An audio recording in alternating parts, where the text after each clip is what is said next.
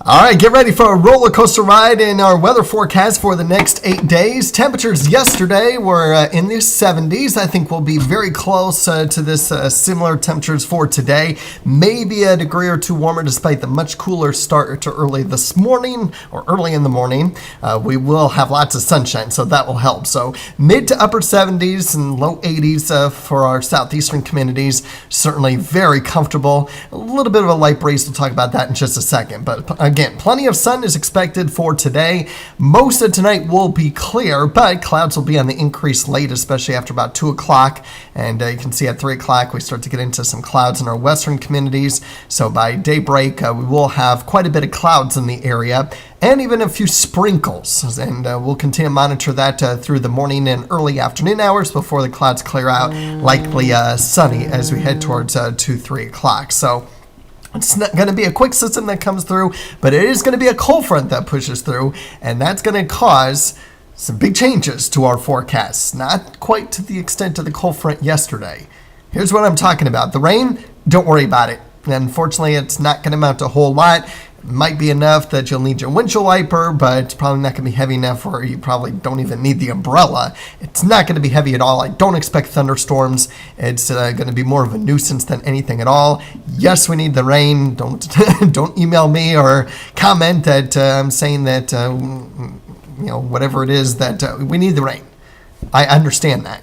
It's not going to happen tomorrow. Even if there is some rain in the area, it's not going to be very meaningful at all. So don't expect it. As I mentioned today, just a little bit of a light breeze, north-northwest wind gusting around 20 to perhaps up to 25 miles per hour in some areas. And then the winds do relax a little bit for tonight before increasing tomorrow. And we're talking closer to 30 to 35 miles per hour as we head into tomorrow before diminishing once the sun goes down.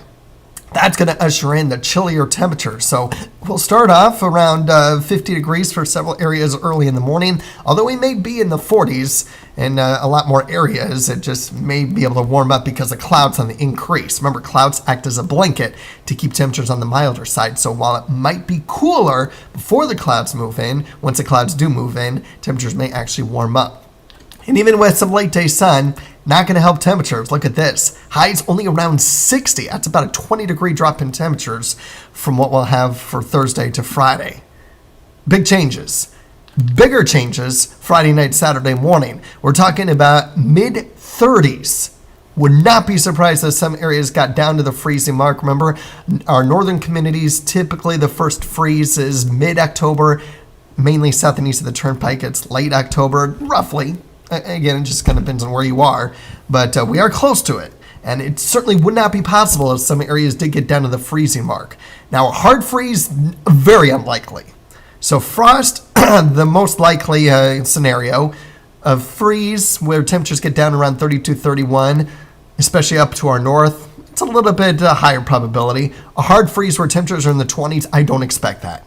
So that's kind of the probabilities playing out for Saturday morning. Lots of sunshine expected Saturday. Temperatures will respond very quickly in the mid-60s by the afternoon. So really is going to be a nice day. Winds will be fairly light. Does get a little bit more of a breeze on Sunday, though, so temperatures will be able to reach the 70s. Otherwise, with a little bit of a light breeze on Saturday. Now, wind chills. If we do have a wind chill, we could have wind chills in the 20s. That's possible. Temperatures will not be in the 20s. So you can see a little bit cooler if we do have a little bit of light wind in the area. So a chilly start to the weekend. Good opportunity to test your heater to see if it's working because temperatures do actually warm up next week. We also keep an eye on what looks like could be a significant storm system by the middle part of next week, especially Wednesday night into Thursday. Here's what I'm talking about. Look at the European model through next Thursday, where most of this will fall Wednesday night into Thursday. Couple inches worth of rainfall. Obviously, we're a week away, so this could easily change. But there's promising news in the forecast as far as some meaningful rainfall is concerned next week. Not quite as heavy with the GFS. There are some locally heavier downpours in some areas, but by the Wednesday, Thursday time period, we will watch that. We'll watch that for the Chiefs game next Thursday night with the Broncos. That we'll see if I don't think there'll be thunderstorms, but it'll certainly be cooler. I'm going 81 on Wednesday, but if we do get more rain, temperatures may end up being cooler.